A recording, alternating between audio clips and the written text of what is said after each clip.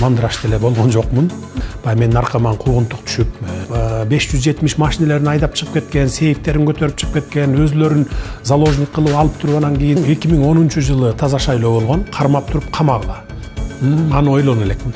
Bir обменкада иштеген bir байкуштун акчасы болгон. Мына Кудай төбөбүздө карап турат. Бир тыйын кайдан келип, кайда кеткенин мен өзүм билем. Бардыгын тең жазага тартабыз. Биринчи Акаевчу болду, Бакиевчу болду, Отунбаевачу болду, Атамбаевчу болду, Жээнбековчу болду, Жапаровчу болуп кетиши мүмкүн. Жасаган иштерим үчүн эч качан өкүнбөйм. Биз бардык жагына универсалбыз. Деги эле Матраимовду жеке тааныйсызбы? Көп жай бер деп койсоңор. Сизден сурагым келет. Көлбаевди тааныйсызбы, жокпу? Анда сиз ажыдар болуп кетпейсизби?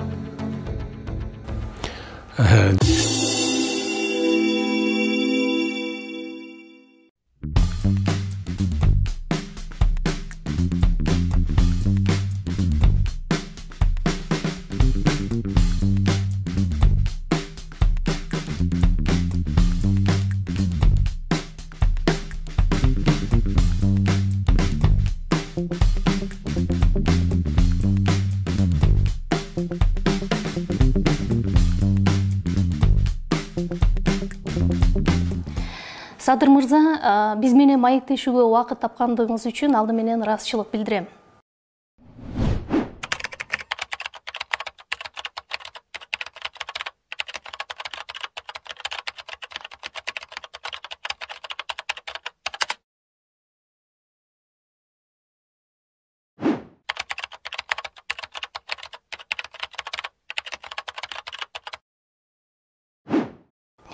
Мына сиз президенттикке талапкер катары расмий түрдө катталдыңыз, күбөлүгүңүздү колуңузга алдыңыз дегендей, куттуктайм.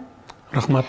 Азыр кандай сезимдер болуп жатат? Негизи бул абдан чоң жоопкерчилик экен, менимче сиз мындай жон териңиз менен сезип турсаңыз керек. Ооба, бул эми өтө чоң жоопкерчиликти моюнга алып атам. Анткени тарыхый бурулушта турабыз. 30 жылдан берки bir саналуу гана топко иштеген башкаруу системасын талкалап, жалпы элдин, мамлекеттин кызыкчылыгына иштей турган системаны түзөбүз деп турабыз. Бул өтө чоң жоопкерчилик. Албетте муну мен сезип турам. Бирок Кудай буйрса ишеним бар.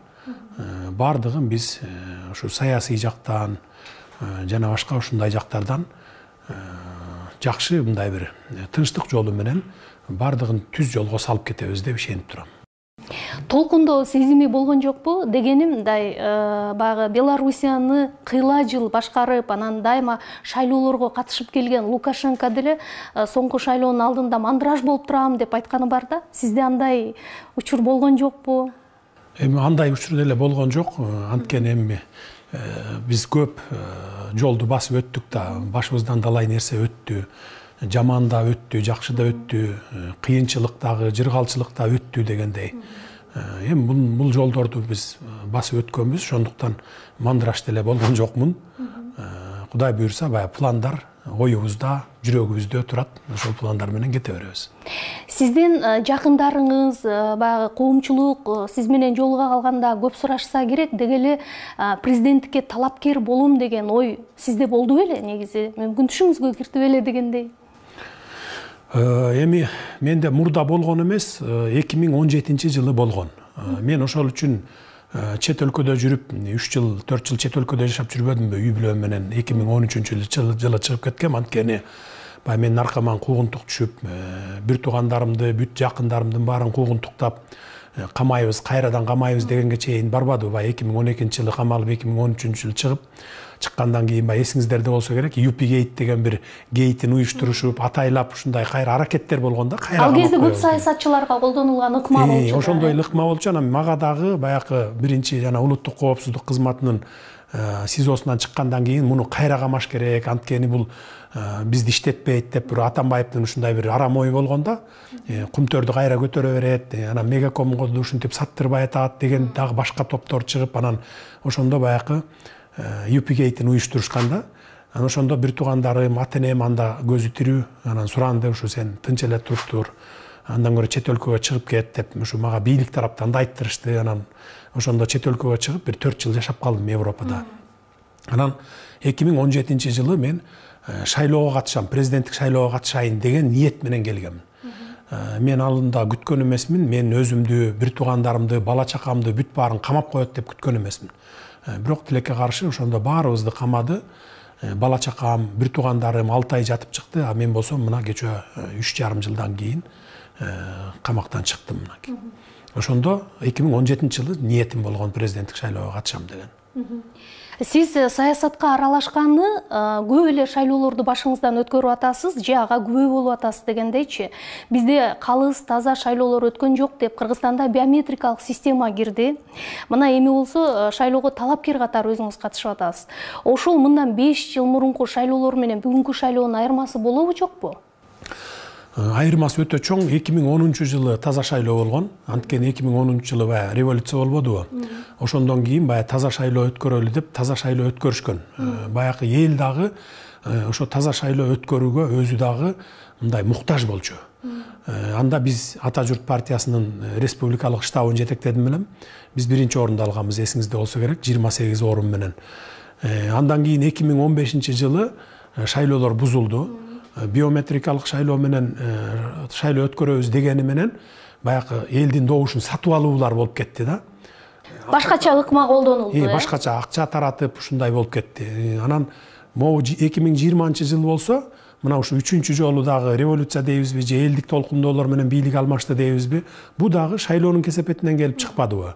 Бу дагы ошол шайлоолорду сатып алуу, жанагындай форма 2-ни ойлоп чыгып туруп, анан бир айылдан экинчи айылга ташып барып добуш бердирүүнүн кесепетинен келип чыкты да. Ошондуктан мен өзүмдүн маектеримде да айтып жүрөм, мен тарыхтан сабак алдым деп. Мындан кийин форма 2-ни жоюп салдык, билесиз. Форма 2 жок. Мындан кийин кандай гана шайлоо болбосун, мейли эртеңки президенттик шайлоо болобу, андан кийин жазында май айларында парламенттик шайлоо болобу, бардыгын таза өткөрөбүз. Буну мен ишендирип айтып кете алам. Анткени шайлоо таза өтпөсө, кайра 4-чү революция дагы болушу мүмкүн да. Революциялардын бардыгы үчөө тең бизде шайлоолордун таза өтпөгөндүгүнөн келип чыккан революциялар болду, толкундоолор болду, бийлик алмашуу болду. Анан биз кайра эле бир эле тырмоочту кайра 2 жолу, 3 жолу, 4 жолу баса бергенден биз эл дагы утпайт, мамлекет дагы утпайт, мен да утпайм да. Мына мен бир айлык иш аракетимдин акырынкы күндөрү токтомго кол коюп кеткенмин. Баягы бардык мамлекеттик органдар биргелешип штаб түзүп, ушу шайлоо боюнча, таза шайлоо өткөрүү боюнча токтом чыгарып кеткем. Ал жерде айтылат, бардык мисалы сатып алып атканын дагы, добуш сатып аткандарды дагы кармап туруп камагыла. Бирге жаза, 1000ге сабак болсун деп. Анткени 5-10 кишини камасаң республика боюнча, андан кийин сатып алуулар дагы, сатуулар да токтойт. Мындан кийинки шайлоолорду дагы ошентип токтотсок болот. Бул шайлоону таза өткөрүү, адилеттүүлүк орнотуу, мыйзамдуулукту орнотуу, бул бир гана кишиден көз каранды экен, бул биринчи адам экен да.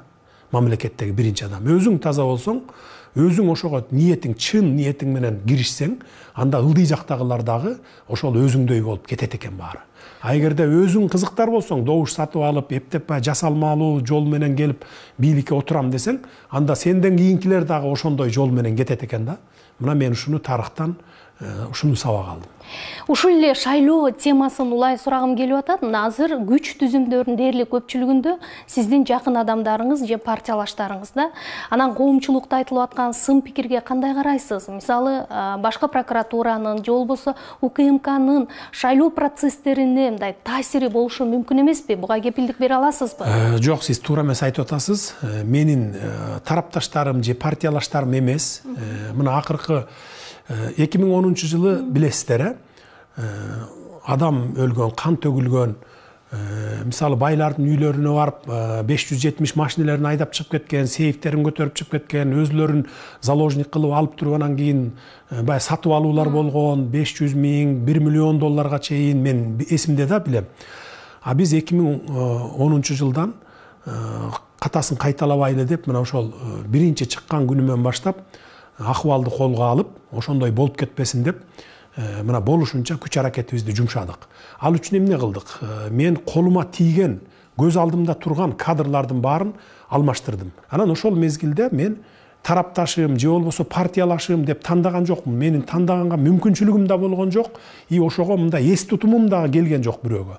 Көз алдыма келген кадрларды баарын тең алып барып туруп, алмаштырып коюп, ошондой 2010-жылдагыдай кан төгүлүү болуп кетпесин, банктардан акчаларды чыгарып кетпесин, башаламандык болбосун, мародерчулук болбосун, жанагындай үйлөргө барып талаптоочулук болбосун деп иш аракетти кылып туруп, анан ошол кадрларды койдум. Мына бүгүнкү кадрлар. Бирок булар бүгүн убактылуу гана кадрлар. Эртең президенттик шайлоодон кийин бардыгы кайрадан жаңырат. Биз ошого мына ошондой баягы оперативдүү чараларды колдонуп, ошол тынчтыкты сактап калдык. Бирөөнүн чекесине чертилген жок, бир айнек сындырылган жок. Бул биздин менин эле эмес, бүтүндөй кыргыз элинин, бүтүндөй мамлекетинин чоң жетишкендиги болду. Мына бүгүн сиз менен ушу татынакай ушундай маек куруп отурабыз. Эгерде биз ошондо ситуацияны колго албай, билгениңерди кылгыла ар ким десе дей турган болсок, анда такыр бүгүн башкача жашоо болуп кетиши мүмкүн эле да. Бул оюңузду дагы улап сурайм, бирок ага чейин айтсаңыз, мына эми президенттикке талапкерсиз, эгерде жеңиш сизде болуп утуп калсаңыз, эң биринчи ишти эмнеден баштайсыз? Кайсы реформаны алдыга жылдырасыз?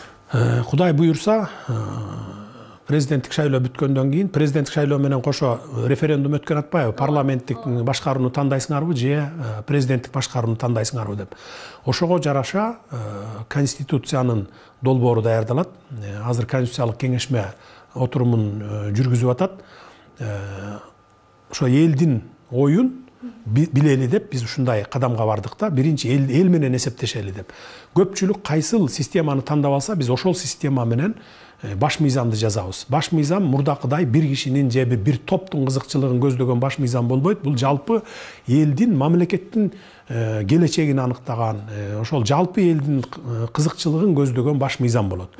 Мейли кийин 5-10 жылдан кийин ким келбесин бийлик башына, бул система ошол бийлик башындагы адамды түз жолго салып, мындайча айтканда баягы уктап жатып албай, же болбосо баягы мына мен келдим, болду 5 жыл, 10 жыл жыргап алайын деп эмес, куйругун бурап иштей турган система болот да. Ошондой системаны түзүп атабыз.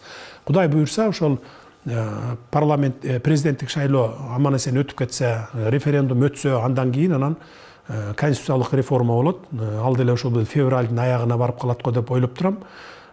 Андан кийин анан мыйзамдар кабыл алынып, ошо жаңы мыйзамга тиешелүү, ошогон туура келтирилген мыйзамдар кабыл алынат дагы. Андан кийин анан ошол июндүн 1-ине чейин деп биз мыйзам менен аныктаганбыз, парламенттик шайлоо өтөт.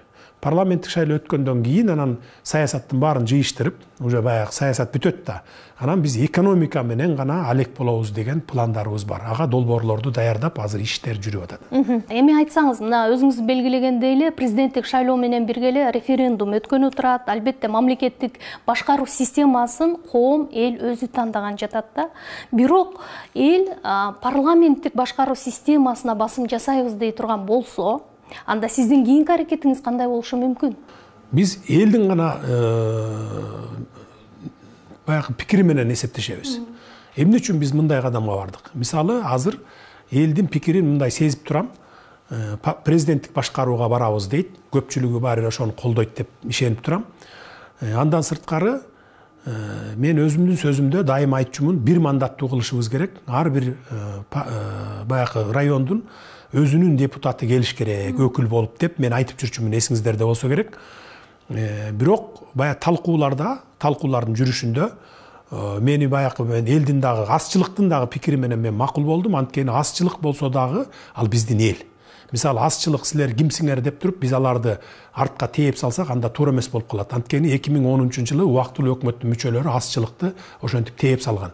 Мына биз революция жасадык деп ал убакталар фаворит болуп турган, анан кийин баягы азчылыктын ой пикирин уккусу да келген эмес. Бул жолу биз азчылык болсо да аларды угалы деп атабыз. Анткени бир мандаттуу округтан кылып салсак, анда жаштар, анан аялдар парламентке келе албай калат деген пикирлерин айтып атышат да. Анткени 2005-жылы мен биринчи жолу бир мандаттуу округтан депутат болуп келгем. Ошондо чындыгында аялдар келбей калган. Бир гана Шарипа Садыбакасова деген эжебиз келди эле, аны дагы Раматылык Мелис Эшимканов сотко берип, алдырып салып, анан жалаң эркектер болуп калганбыз да 100%. Анан жаштар дагы чындыгында мындай келе алчу эмес. 10%, 15% эле жаштар келип калганбыз да. Анда мен да жаш болчумун. Анан мен ошону эске алуу менен биз бир мандаттуу округту дагы, андан сырткары ушу партияларга дагы орун берип, бул эми конституцияга жазылбайт, бирок мыйзамдар менен аныктайлы деп, ошол баягы эксперттик топ ошондой деп мындай пландаштырып атабыз да. Партияларга да орун берели деп. Анткени партиялардан ошо жаштар, анан аялдар, башка улуттардын өкүлдөрү дагы ошол партия менен келсин деген ушундай шарттарды түзүп берип атабыз да. Мындай кыскача анан так айтсам, мындай түшүндүрмө айтсам, биз азчылыкты мисалы силер азсыңар деп биз мындай артка тээп салган жокпуз аларды. Алардын дагы кызыкчылыгын киргизип атабыз. Анткени коомубуз азчылык болобу, көпчүлүк болобу баары бир биздин мамлекетибиздин жарандары. Жалпы коомчулуктун кызыкчылыгын биз бирдей карашыбыз керек деген ушундай бир максат менен кетип баратабыз. Фаворит деп айтып калдыңыз да, менимче бул ойду мен Текебаев жөнүндө деп түшүндүм окшойт. 2010 жылы кабыл алынган конституцияны Текебаевдин баш мыйзамы деп атап, Кыргызстан ал конституция менен 10 жылда 30 жылга артка кетти деп сиз өзүңүз социалдык түйүнгө жазып чыктыңыз. Бирок мына эгерде ушул сиз айткандай эле калктын дээрлик көпчүлүгү, басымдуу бөлүгү президенттик башкаруу системасын колдой турган болсо, анда сиз ажыдаар болуп кетпейсизби? Жок, мен өзүм андай адам эмесмин, андай эмне токтотот сизди? Мени биринчиден ынсап, ыйманым токтотот. Мен өзүм ишенем. Анткени түбөлүк эч нерсе жок. Мына түбөлүк отурабыз дегендерди дагы көрдүк турмушта. Ошон үчүн түбөлүк эч нерсе жок. 5 жыл отурамбы, Кудай буйруп, эгер маңдайыма жазып келип президент болуп калсам 5 жыл отурамбы, 10 жыл отурамбы, мен да кетем. Түбөлүк эч кимибиз жашабайбыз. Бирок ошо артыбызда ушул түзүп кеткен системабыз, башкаруу системабыз, эртең Эшмат келеби президент болуп, же Ташмат келеби, ошол эл үчүн, мамлекет үчүн иштей турган система болуш керек. Бир кишинин кызыкчылыгы үчүн эмес. Муну биз 30 жылдан берки тарыхыбыз көрсөттү. Анан мен кайра эле катасын кайталап эмне кылам? Мен ошон үчүн эч бир конституциянын текстине же болбосо башка ушу башкаруу системасына кийлигишпедим.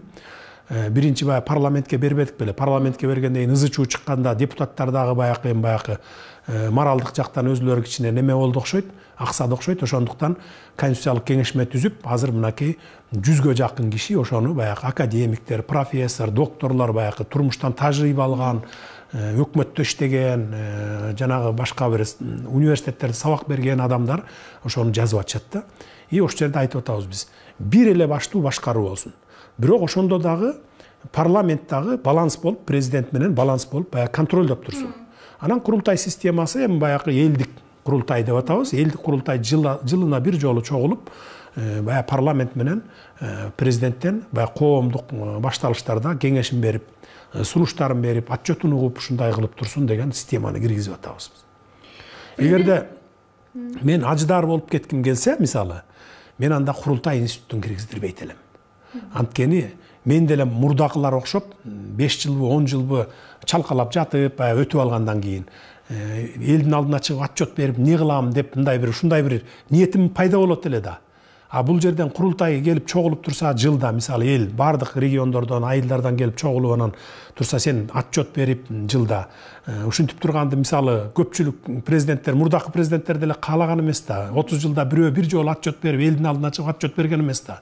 Мындан ары президент, парламент ошо жылда жасаган баягы, орусча айтканда годовой отчетторун берип туруш керек деген максатта ушундай системаны киргизип. Кош бийлик болбойт эң негизгиси. Кош бийлик болбойт. Анткени мына биз кеткен президенттерди тарыхтан сабак алып, мына практика жүзүндө көрдүк, Мисалы, президенттер кеткенден кийин канча акча жегени, кайсы акчаны каяка колдонгону, $1 ат тишти $600 сатып алганы кеткенден кийин билинип калып атпайбы? А бул мында болсо, могу жаңы кирип аткан системада болсо, жыл сайын сен отчетуңду берип турасың да. Мисалы, бюджетиң канча болду, республикалык бюджет, канчасын каяка колдондуң, баягы сырттан канча каражат келди, канчасы грант, канчасы кредит, анан канчасын кайсыл тармакка колдондуң, мисалы канча бир буюмду канчага сатып алдың деген сыяктуу жылда сен отчет берсең, ал элге көрүнүп турат да. Анан эгерде жеп алсаң, жанагындай кылып кыянаттык кылсаң элдин мүлкүнө, анда сеники жылда көрүнүп турат да. Анда кандай десем болот, бир 5 жыл 10 жылдан кийин эмес, жыл сайын билинип кала турган система болот да. Бул өтө мындай эл үчүн, мамлекет үчүн пайдалуу гана система болот.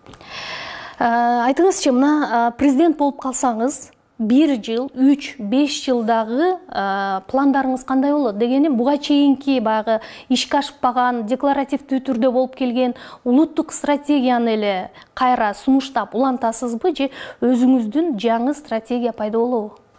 Жаңы стратегия пайда болот. Биз баягы 30 жылдан бери, 30 жыл эмес, балким СССР мезгилинен десем жаңылышпайм го, кооз жазып алып, укмушту менен сонун сөздөрдү жазып алып, мына стратегия, мына планым деп алып келип эле жогорку кеңештен өткөрүп кетет да, бирок практика жүзүндө иштебейт да алчы. Биз практика унутуп да калат. Анан ошол кабыл алынып аткан кезде, же ошо парламенттен өтүп аткан мезгилде укмуш макташат. Ойуй, укмуш экен, анан тим эле Швейцария болуп кетет экенбиз, өнүгүп кетет экенбиз деп. Бирок практика жүзүнө келгенде эчтеке жок болуп калат да. Мен андай кооз жазуудан алысмын.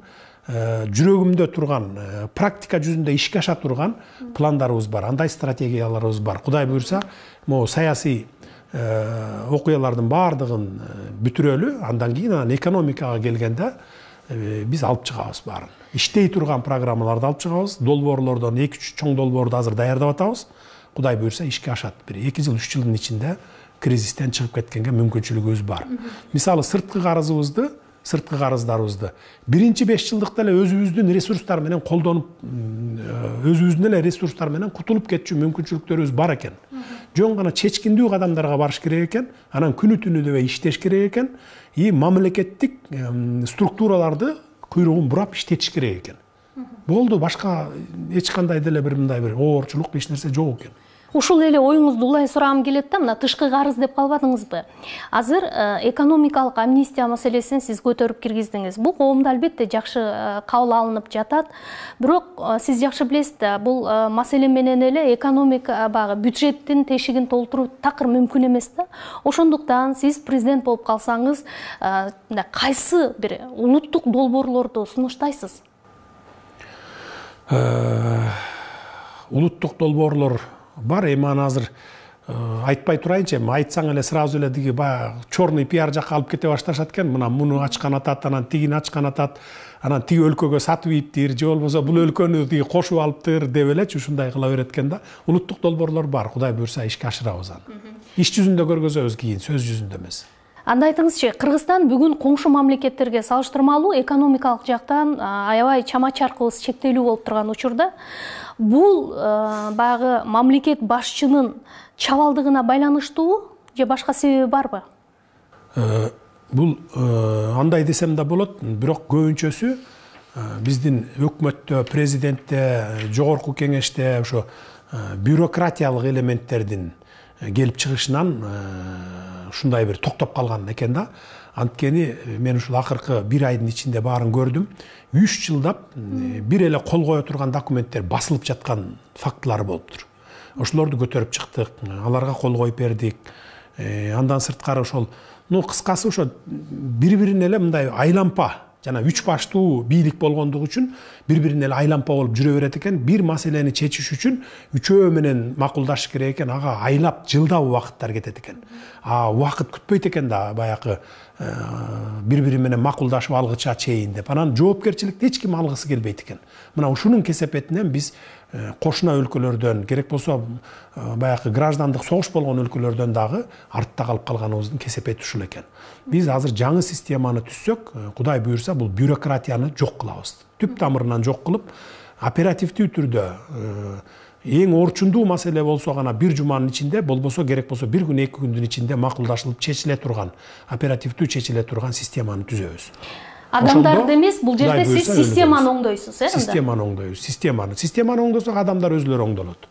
Адамдарды албетте баягы жаңы система түзүлгөндөн кийин баардыгы кайрадан баягы конкурс менен, тандоолор менен өтөт. Мамлекеттик структураларга баягы ар бир министрликке өзүнүн адистиги менен конкурстар аркылуу тандоолор аркылуу алып келебиз. Система жакшы иштесе, адамдар ошо системаны адамдар иштетет да. Садыр мырза, соңку жылдары кумтөр бул экономикалык маселеден саясий маселеге өтүп кетти да. Анан кумтөрдүн чечилишин сиздин ысымыңыз менен байланыштырып коомчулук көпкө күтүп жүрдү. Сиз эми анын аягына качан чекит койчудайсыз? Кумтөр эми бир күндө эле чечиле калчу нерсе эмес. Бул эми баягы саясий маселеге айланып кетти деп атпайбы? Саясий маселеге айланткандар башкалар болду. Мен саясий маселеге айлантпайт элем муну. 2012 жылы алып чыкканда жогорку кеңешке саясий маселе катары алып чыккан эмес, муну экономикалык маселе катары алып чыккам. Кыргыз элинин, мамлекетинин пайдасына иштеш керек деп. Анан кумтөрдү баягы айтып атышпайбы? Келе калып мурда алам деп жүрдү эле, анан кайра албай калды, антти минтти деген. Кумтөрдү бир күндө эле барып туруп алып койчу маселе эмес. Муну караш керек, текшериш керек. 2012 жылы мен күнү түнү дебей иштеп, 4 айда текшерип бүткөнмүн. Анан бүгүн келе калып эле мен барып туруп кумтөрдү алам, анан тиги бу деген мен үчүн туура эмес да. Мен үчүн эмес, жеке эле мамлекет үчүн туура эмес. Ар бир ишти жасаганда жете өлчөп бирге ишибиз керек. Ошондуктан көрөлү, текшерели, бүгүнкү күндө акыбалы кандай, канча запас бар, экономикалык абалы кандай, экологиялык абалы кандай, ошонун баарын текшерип көрүп туруп анан чечим кабыл алабыз. Кумтөр, Кудай буюрса, кыргыз мамлекетинин, кыргыз элинин пайдасына иштейт. Буга кичине убакыт бериш керек да, анан туруп эле сындап, анан эле минтип айтты, тигинтип айтты деп эле диге кара пиар уюштуруп жатып калган туура эмес деп ойлойм да. Анткени мисалы бала төрөлгөндө деле төрөлө калып чуркап кетпейт да, 9 айда басат. 9 ай, 10 ай дегенде, 1 жыл дегенде басат кээ бирөө. Анан эми биз азыр бүгүн келе калсак эле анан эртең эле сындап баштаган туура эмес да. Кичине убакыт берип, анан убакыт өткөндөн кийин анан сындаса, туура эмес иш кылсак, анда сындаса, анда бир жөн болот эле да. Алдыдагы конституциялык реформа, президенттик, парламенттик шайлоолор, анан жергиликтүү кеңештин шайлоолору дагы бар да. Ушул боюнча сизде жол картаңыз барбы? Болсо айтсаңыз, жакынкы келечекте бизде эмнелер күтүп турат? Жакынкы келечекте эми 1-июнга чейин бардык эле шайлоолорду бүтүрөбүз, Кудай буюрса. Жергиликтүү шайлоолор да өз убагында өтөт. Агандагы ошол жардам берип аткан донорлор бар. Мисалы ушу шайлоолор боюнча, шайлоолорду өткөрүү боюнча Россия жардам беребиз деп атат. Акча каражат жагынан эми ал биздин бюджеттен кете турган акча да негизи. Бирок алар жактан дагы ушу жардамдар болот деп убада беришкен, бирок мен бүгүнкү күн маалыматым жок. Канчалык деңгээлде берди же бере эле экен. Аны Борбордук шайлоо комиссиясы билет го. Кудай буюрса, ошо жол картасы эми айтып өтпөдүмбү баягы. Биринчи азыр президенттик шайлоо менен референдум болсо, андан кийин кайра референдум болуп конституцияны кабыл алсак, андан кийин жогорку кеңеш бизге ошол конституцияга ылайык келген мыйзамдарды кабыл алып берсе, андан кийин парламенттик шайлоо болсо 1-июнга чейин. Жергиликтүү шайлоолор болсо, мен жаңылышпасам апрель айларында өтөт болуш керек. Ал дагы өз убагы менен өтөт. Бири-бирине аралаштырбай баягы ирет-ирети менен өткөрүп алабыз. Эгерде президент болуп калсаңыз, президент катары эң биринчи мамлекеттик сапарыңызды кайсы өлкөдөн баштагыңыз келет? Аны ойлоно элекмин. Аны биринчи президенттик шайлоону өткөрүп болуп алалы, андан кийин анан ойлойбуз. Анда айтыңызчы, Кыргызстандын улуттук идеясы кандай болушу керек? Эмнеден турушу керек? Улуттук идея эми бизде биринчи кезекте билимге, анан маданиятыбызга көңүл бурушубуз керек. Ошо билим анан маданиятыбыз аркылуу, өзүбүздүн тарыхыбыз аркылуу ошо идеологияларды жүргүзүшүбүз керек да. Биз ошондо гана анан жетише алабыз идеологияга. Бүгүнкү күндө сиз баягы саясий жагдайдагы маселелерге келе турган болсок, саясатчылардын ичинен кимди өтө күчтүү атаандаш катары эсептейсиз? Деги эле баягы саясий оппоненттериңиздин арасында андай адамдар барбы, жокпу? Кыргызда жакшы сөз бар го, кыргыздын уучубуз кур эмес дегендейчи. Бардык эле атаандаштарым күчтүү, бардыгын тең сыйлайм, бардыгы тең кыргыздын мен деген жигиттери, бүт баары тең эле күчтүү деп эсептейм, баары тең эле. Кыргызстан демократиялык нукта өнүгүп жаткан өлкө, биз плюрализм сакталган өлкө, биз ошондой ой пикирлердин плюрализмин баалайбыз деп келебиз да. Бирок атаандаштарыңыздын айрым бир жарандык коомдогу өкүлдөрдүн сиз тууралуу пикирлерине жооп бербей койгону сиз туура эмес деп эсептейсизби? жооп бербей коюу туура эмес, эми жооп бериш керек. Мен эми кээ бир анда-санда учурларда жооп берип эле атам. Эми биз баягы асманга учуп кеткен жокпуз да, баарыбыз эле жерде жүрөбүз. Маалымат келип атат. Баягы туура эмес жолго буруп, ушундай баягы туура эмес маалыматтарды таратып элге. Анан кийин баягы башкаруу системасынан же болбосо саясаттан көп түшүнүгү жок жаштарды топтоп алып ушундай башка жолго буруп кетип аткан мезгилдерде жооп берип коюп турган это туура эле маселе. Жооп беребиз. Айрым талапкерлер жөнүндө сурагым келип атат. Тактап айтканда, Абдил Сегизбаев сизден дареке сын айтып, анан дебатка чакырды да. Эгерде кайсы бир массалык маалымат каражаты ошондой дебаттык аянтча түзүп берип сизди чакырса, барып катышат белеңиз? Эми дебатка эгерде мындай темасы болсо, темасы туура болсо, анан жөн эле мындай бир ушак айтыш үчүн чакырса, мен барыштын кереги жок. Анткени эгерде саясий жактан болсо, же болбосо экономикалык жактан кандай өнүгөбүз деген темада чакырса, барса болот. Анан барып алып эле баягы илгерки эле баягы ушак сүйлөп отургандын кереги жок да. Мен андайды көп жактыра бербейм да. Сен минткенсиң, анан сен тигинткенсиң, анан мурда кайда жүрдүң эле, анан мурда минтип койбойт белең деген сөздөрдү мен көп жактыра бербейм да. Андан көрө баягы мындай бир диалог болсо, же болбосо ошондой дебатка чакырса, кантип бүгүнкү кырдаалдан чыгабыз. Сиз сурап аткан жана жол карта жөнүндө пландар келечектеги ушундай болгон болсо, анан барса болот эле. Анан жөн эле мурда кайда жүрдүң эле деп чакырып алганда да барганда убакыттын коротуштун кереги жок. Эми дагы эле коомчулукта көп мындай кызыгууну жараткан жагдайлар жөнүндө сурагым келип атат. Бул Матраимовдор маселеси. Бул боюнча сиздин пикирди уккум келет. Мисалы, убада кылынган каражат толук көлөмдө азыр бюджетке түшө элек. Ал киши боюнча сиз саясий чечим кабыл алгандыгыңызды айттыңыз. Ал азыр болсо коомчулукта Матраимовдор ушул Садыр Жапаровдун штабын каржылап атат экен деген дагы пикирлер айтылып атат. Муну сиздин саясий оппоненттериңиз көбүрөөк айтып жатышат көрүнөт. Деги эле Матраимовду жеке тааныйсызбы? Качандыр бир кезде жолуңуз кайчылашып жолуктуңуз беле? Бул эми кара пиар. Матраимов боюнча иш жүрүп атат. Улуттук коопсуздук кызматы баягы тергөө иштерин жүргүзүп атат. Баягы азаттык берген 700 миллион боюнча дагы тергелип атат. Тергөөнүн жыйынтыгы менен чечимдер кабыл алынат. Анан эми Матраимовдор каржылап атыптыр дегендей бир карандай калп. Убагында 2010-жылдан бери бизди мисалы Ата журт партиясын, андан кийин мени, Ташиев экөөбүздү Бакиевтерге деле чаптап келатпайбы? Бакиевтер бербейиптир акча, анан кийин ошолор каржылап атыптыр, анан реванш кылат экен, анан ушинтет экен деп. Мына 2010-жылы бир түрктүн акчасын ушу Ак жол постунан кармап алып, Бакиевтер бербейиптир Ата журтка деп аябай пиартечкен. Ал бир түрк, бир обменкада иштеген бир байкуштун акчасы болгон. Ошо бойдон аны СДПКнын шайлоосуна колдонуп жеп кетишкен. Мына бүгүнкү күнгө чейин бере элек аны дагы. Мына ал биздин акча эмес, Бакиевдин акчасы эмес. Андан кийин мына митингтерди уюштуруп, Кумтөр боюнча жана башка болгондо дагы мен 2017-жылы келатканда дагы пиартечкен. КТРдан берген Бакиевтердин реваншын алганы келатыптыр, анан ошолор каржылап атыптыр деп. Мына Кудай төбөбүздө карап турат. Бакиевтерден 1 тыйын доллар эмес, 1 тыйын алган эмесмин. Ата журтта алган эмес 2010-жылы, анткени мен өзүм республикалык штабты өзүм жетектегем. 1 тыйын кайдан келип, кайда кеткенин мен өзүм билем. Прекрасно. Бүгүнкү күнгө чейин мына Кудай карап турат, куттуу дөтүдө отурабыз. Бакиевтерден эч кандай связым да жок, мисалы, ошо митингтер боюнча же саясат боюнча эч кандай каржылоо да алган эмесмин. Албаймын дагы. Матраевдордон деле ошондой эле. Бакиевтер деп өзүңүз айтып калдыңыз да, өткөндө мен экс-президент Роза Отунбаева менен маектешип отурганда, деги эле Садыр Жапаров ким? Мага ушундай суроо бергениңде кызыктуу болду. Азыр Бакиевтегилердин командасы, кадрлары кайрадан бийликке келатат деген ойду айтты да. Мунун чындыгын өзүңүздөн уккум келет.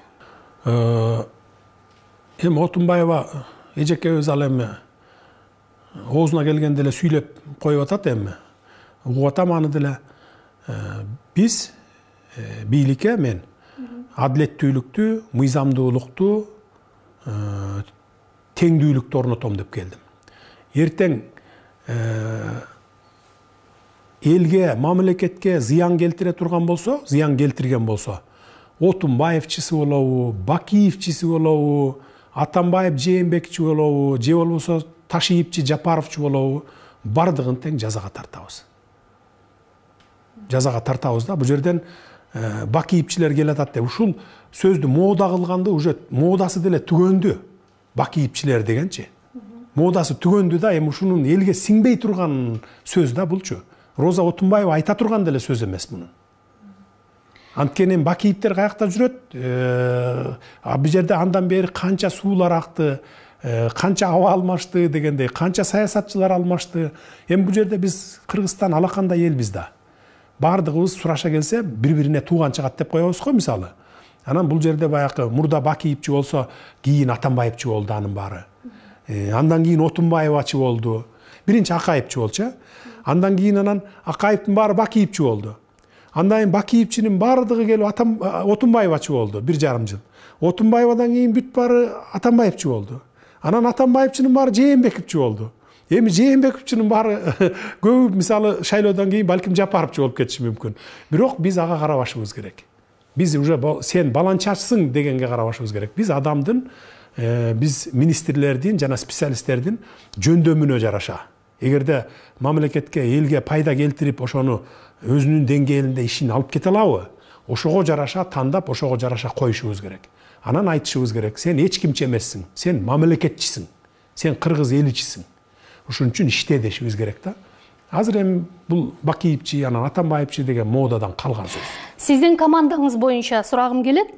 Саясаттагы достук, кызыкчылыктар деген түшүнүктөр мамлекеттүүлүктөн жогору турбаган Ли Куан Юнун ыкмаларын сиз колдоно аласызбы? Кудай буйрса колдонобуз. Бул канча убакыттан кийин жемишин берет? 1 жыл, 2 жылдын ичинде жемишин берет деп ойлойм. Эми бийликке криминалдын таасири боюнча кайсы бийлик болбосун дайыма ушул сөздү ээрчитип келишет да. Өзгөчө чоң саясий өнөктүктүн алдында бул маселе кайрадан мындай кульминациясына жетет да. Сизден сурагым келет, Көлбаевди тааныйсызбы, жокпу? Тааныйм. Улуттук коопсуздук кызматында, баягы кызматынын СИЗОсунда отурганда бизди беттештирүү болгон. Ошондон тааныйм. Мурда көрүшкөнмүн. Мындай эле сыртынан билем. Мурда ага чейин баягы массалык маалыматтардан каражаттарынан көрчүмүн. Анан 2012-жылы камалган кезде ошол бир сурак болду. Мен да ал жерде камакта жаттык. Мен Ташиев, Мамытов үчөөбүз камалбадык беле. Ошол кезде Камчы Көлбаевди дагы Аравиядан алып келип анан ошол жерге камашты. Ошондо тергөөчүлөр баягы бир иш боюнча 2010-жылкы иштер боюнча бизди беттештирүүгө алып барды. Ошондо ошо сиз окшош мындай бет маңдай отуруп тергөөчүлөрдүн суроосуна жооп бергенбиз. Болду, ошо ойдон көргөн жокмун. Саясатта достук болбойт, кызыкчылыктар гана бар деген айтылып жүрүшөт. Сиз бул сөзгө ишенесизби? Эгерде достук, мындай бекем достук болсо, достук ошо саясатта деле улана берет. Ал эгерде жок мындай жеке кызыкчылык болуп, материалдык жактан же болбосо ушул бийлик тараптан, мындай бийликке кресло тараптан кызыкчылык болсо, анда достук жок. А эгерде чыныгы достук болсо, саясатта деле достук улана берет. Сурайын дегеним, Ташиевдин сизге болгон достук мамилесин коомчулук абдан жакшы билет да. Ташиев мырза менен маектешип олтурганда, анда сиз абак элеңиз, сиз жөнүндө айтып жатып, көзүнөн жаш чыгып ыйлап ийген учуру дагы болгон эле да. Мен Садырды темир адам экен деп билдим да. Темир адам экен деп билдим. Мен көтөрө албайт элем. Кудай тооба кылдым, мен көтөрө албайт элем. Себеби Садыр темир экен да. Ушунчалык кээде оюм келип кетет, Садырдын ордуна барып отуруп тур десе, отура алар белем депчи. Мен ушуга деле макул болот элем. Азыр эми убакыт өтүп жатат, анан саясатта оппоненттериңиз тарабынан эки мырзанын ортосунда ажырым кетиптир деген дагы пикирлер айтыла баштады. Деги эле саясий, мамлекеттик маселелерде дайыма эле консенсуска келүү оор болсо керек. Ташиев менен биз 2005-жылы бир мандаттуу округтардан депутат болуп келгенде таанышып, чогуу иштешип калганбыз. Ошол күндөн ушул күнгө чейин биз үй бүлөбүз менен чай ичип катышабыз. Эчен бир суулар акты, кечүүлөрдү кечтик, кыйынчылыктарды бирге көрдүк. Камалып түрмөдө бирге да отурдук. Анан бүгүнкү күнгө чейин достугубуз уланып келатат. Бул экөө урушуп кетиптир, анан мындай тигиндей деген сөздөр бул калп. Биз урушпайбыз. урушсак дагы өзүбүз ич ара урушушубуз мүмкүн, бирок тил табышып алабыз. Эч качан биздин достугубузду эч ким, бир гана Кудай ажыратышы мүмкүн. Атак мындай ушактар, ортого түшкөн интригалар биздин достугубузду ажырата албайт. Достугубуз экөөбүздүн түбөлүк бойдон калат. Бул достугубуз биздин экөөбүздүн жеке эле кызыкчылыгыбыз үчүн эмес, биз мамлекетибиздин, элдин кызыкчылыгы үчүн ушу достугубузду колдонобуз деп антташканбыз. Ошо бойдон биздин достугубуз түбөлүк калыш керек. Учурда экономикалык кылмыштар боюнча бир топ коррупциялык иштердин бети ачылууда да. Ага мына финансы полициясынын, УКМКнын чыны менен эле кыймылдай баштагандыгы себеп деп жатышат да. Бирок мен сизден сурайын дегеним, УКМКнын алдындагы коррупцияга каршы бул АКС боюнча сурагым келип атат да. Мына Жээнбеков мырза кызматын тапшыраарда бул кызматты жоюп кетти эле. Сиз болсо аны кайрадан уюштурдуңуз. Айрым саясатчылар ошол эле 7-чи чакырылышта мен депутат болуп келем дегендердин эң негизги ураны ушул АКСти жоюш керек деген маселелер. Бирок бүгүн алар парламентте отурушат, кете элек, алар негедир унчукпай калышты. Мен сиздин так позицияны уккум келет. Бул жерде мындай да, кеп АКСти эмес да, мен ошол улуттук коопсуздукту, ички иштер министрин, баш прокурорду, анан жанагы каржы полицияларын койгондон кийин мен бардыгын чогултуп туруп баарын айткан элем. Келгиле мындай кылалы деп. Мен мурдакы президенттер окшоп бир олигархты же болбосо бир бай мекемени, бизнесменди калкалап алып, мен ошолордон бирдеме алып, пайда көрүп, ушундай кылбаймын. Эгерде мамлекетке зыян келтирген болсо, уурдаганы болсо, мейли ким болбосун, адилеттүү, мыйзамдуу негизде төгүп берсин. Силер только бирөөгө иш козгосоңор дагы, бирөөнү камасаңар дагы адилеттүү камагыла, мыйзамдуу камагыла. Биз эми ушул жон терибиз менен сезип өттүк адилетсиздик эмне экенин, мыйзамсыздык эмне экенин.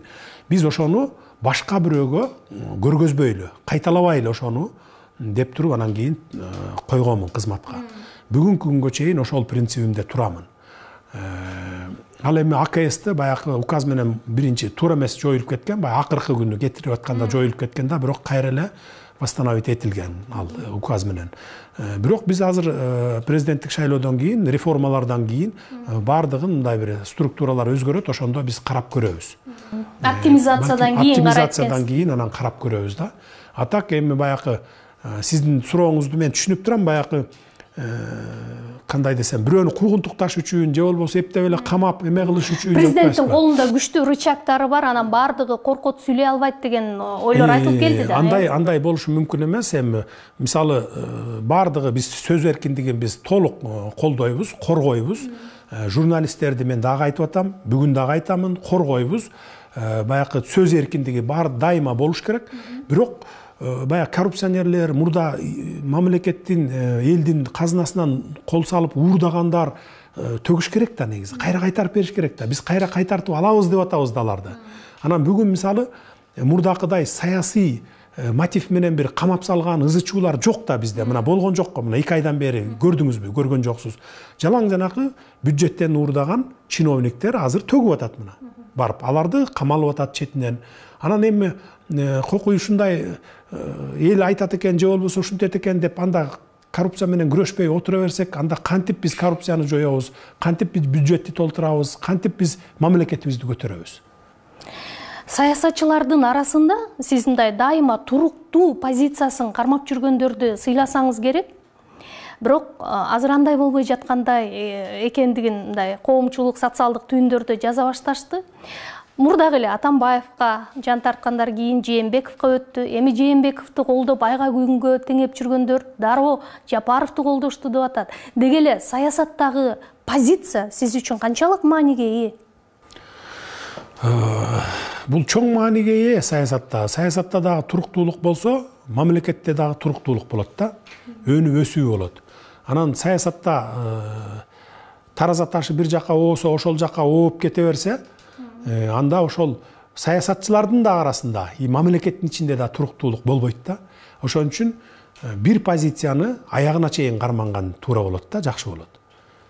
Мен бул жагын мен өзүмдүн принцибимде, мынакей мен 15 жылдан бери саясаттамын. Мейли кандай кыйынчылык болбосун, башыма түшпөсүн. Мейли кандай мени критикалабасын, жамандабасын, бир позицияда жүргөндү жакшы көрөм. Бир позицияда жүрүп келдим бүгүнкү күнгө чейин. Мындан ары дагы ошо бир эле позицияда жүрөм. Балким мен ката кетиришим мүмкүн.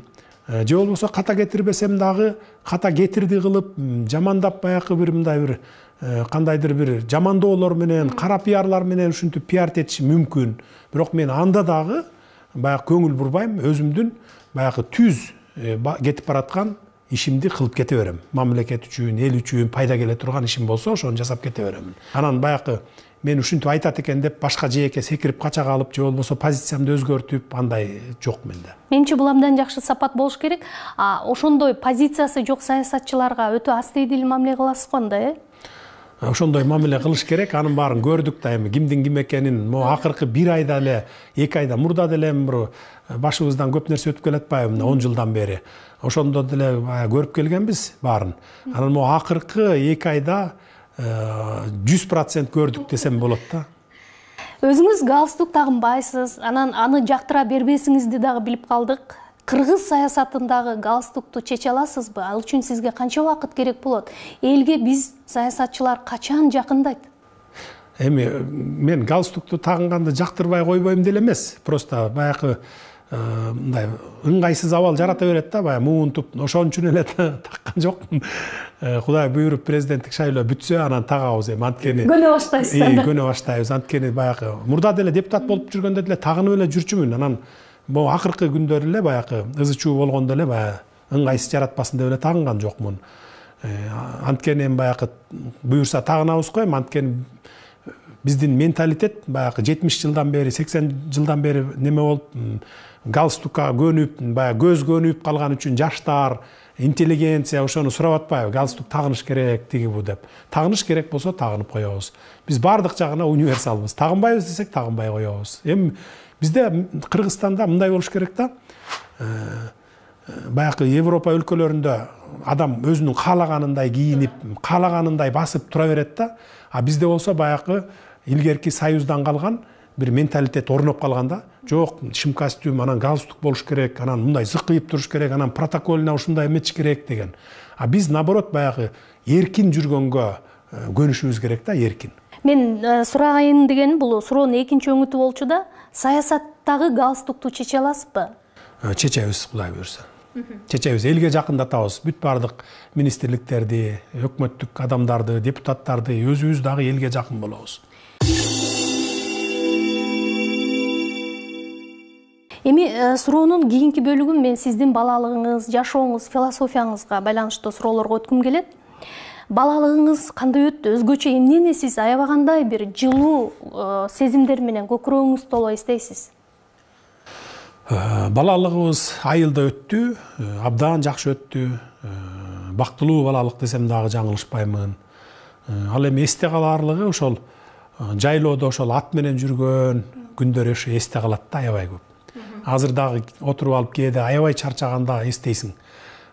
Жайлоого барып ушу ат минип алып, кымыз ичип, куурдак жеп, ошол жерде жайлоодо жүрсөң деп мындай неме болуп кетесиң да, ностальгия болуп кетесиң. Жашооңуздагы эң чоң коркунуч эмне? Эң чоң коркунуч бул баягы жоопкерсиздик. Жоопкерсиздик да. Бул үй бүлөдө деле, бул мамлекеттик иште деле, саясат. Бардык жакта эми турмушта жоопкерсиздик. Жоопкерсиз болсоң эми коркунуч көп ошондон келип чыгат да. Өзүңүздү мындай жолдуу адаммын деп эсептейсизби? Мындай ойлонуп көрүп. Жолдуу адаммын деп эсептейм. Жашооңуздагы баягы сиз кабыл алган эң оор татаал чечимдер кайсы болду? Ал кайсы жылдарга туура келет да? Жашыраак кезиңизге же кийинки мына акыркы учурлар болдубу?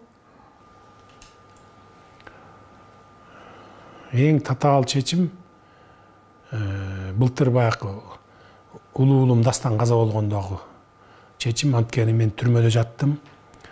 Анан бир туугандар, үй бүлө баягы неме ичи күйөт экен да. Анан баягы кагып кеткен баланы ушу атай кылды деп, бийлик кылды дегендер сөздөр баягы адамдын оюна ар кандай нерселер келет экен да. Ошондо каматыш керек, антыш керек, миниш керек дегенде ошондо баарын айтып, бир туугандар менен кеңешип, үй бүлө менен кеңешип, анан арыз жазбагыла, каматпагыла, тийбегиле, деген чечимди кабыл алыш оор болду ушул. Негизи үй бүлөдөгү баардык чечимди жеке өзүңүз кабыл аласызбы же балдарыңызга дагы мындай тең ата болуп чечим кабыл алганды үйрөтөсүзбү? Жок, жеке өзүм кабыл алам чечимди. Анан баарын айтам, мен момундай чечим кабыл алдым деп, ошону угат баары. Жашооңуздачы негизи мындай кайсы бир ишти жасап алып, анан өкүнгөн учурлар көп болобу же андай болгон жокпу? Жок, мен туура эмес иш жасасам өкүнсөм болот эле, бирок ар бир жасаган ишим, мисалы мамлекет үчүн, эл үчүн, жалпы элдин кызыкчылыгы үчүн жасаган иштерим болду, мен эч өкүнбөйм. Ал эми жеке иштериңде албетте кээ бир иштерде өкүнөсүң, туура эмес кылып алдым деп. Бирок баягы саясаттагы келаткан 15 жылдагы жасаган иштерим үчүн эч качан өкүнбөйм, анткени ар бир жасаган ишимди жети өлчөп бир кесебин дайыма.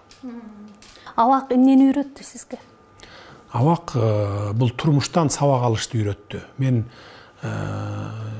бир чети өкүнсөм, экинчи чети өкүнбөйм деле. Ушуну ошол жерге алып барып, мени алардын дагы жашоо турмушун көргөзгөнү, ичинен көргөзгөнү баягы мага чоң сабак болду да, турмуштан сабак болду. Азыр эми мен баягы аякты көрбөсөм, ал чөйрөдөн менин баягы түшүнүгүм жок болот беле, балким деп ойлойм да. Анткени мен азыр эми саясатта, турмушта, анан ошол криминалдык чөйрөдө дагы мен баардыгын мындай көз алдымда көрүп турам да. Кантип маселени чечсе болот, кантип жойсо болот баягы криминалдык чөйрөлөрдү, кантип стабилдүүлүктү орнотсо болот дегендей баягы баардыгын көрүп билип турам. Турмуштан көп сабак алдык ошол түрмөдөн дагы, анткени баягы мен эле эмес, мыйзамсыз, адилетсиз жаткан ал жерде миңдеген адамдарды көрдүм. Миңдеген баягы тагдыры талкаланган жаш балдарды көрдүм. Анан ошон үчүн баягы өткөндө жана указ менен 230 адамды чыгарбадыкпы, алардын баардыгы ошол жана майда чүйдө менен же болбосо адилетсиз жаткан адамдар. Ал 230 эле адам эмес, 1000 деп саналат. Бирок тилекке каршы өткөндө комиссия караганда ошо жанагы ырайым берүү комиссиясы менен жаза аткаруу комитети караганда ошол болушунча эми азыраак чыгарганга аракет кылышыптыр да, алар баягы орусча айтканда жадничтетишкен да дегендей да. Эми анын баарын ревизия кылабыз, кийин карайбыз дагы. Бүт түрмөлөрдө дагы, бул сыртта эле эмес, элдин жашоосунда эмес, түрмөлөрдүн ичинде дагы биз адилеттүүлүктү орнотобуз. Толук адилеттүүлүктү орнотконго жетишебиз. Буга убакыт керек экен бизге. Эң күчтүү сапатыңыз кайсы? Ишенимдүүлүк, өзүмө өзүм ишенүүчүлүк. Кимге ишениш керек экенин кантип чечесиз? Кимге ишениш керек экенин дароо чечиш кыйын болот экен, анткени баягы аралашып жүрүү убакыт өтөт экен, анан көрөт экенсиң, бул кишини да көрөт экенсиң, тиги кишини да көрөт экенсиң, анан кийин барып бирөөнө токтолот экенсиң. Буга ишенсе болот экен, буга ишенсе болбойт экен. Буга болсо кичине ойлонуп көрүш керек экен деп мындай убакыт менен чечет экенсиң да. Сиз ишенген достор алдап кеткен учурлар болду беле? Эми баарыбызда эле бар да, сизде деле болсо керек.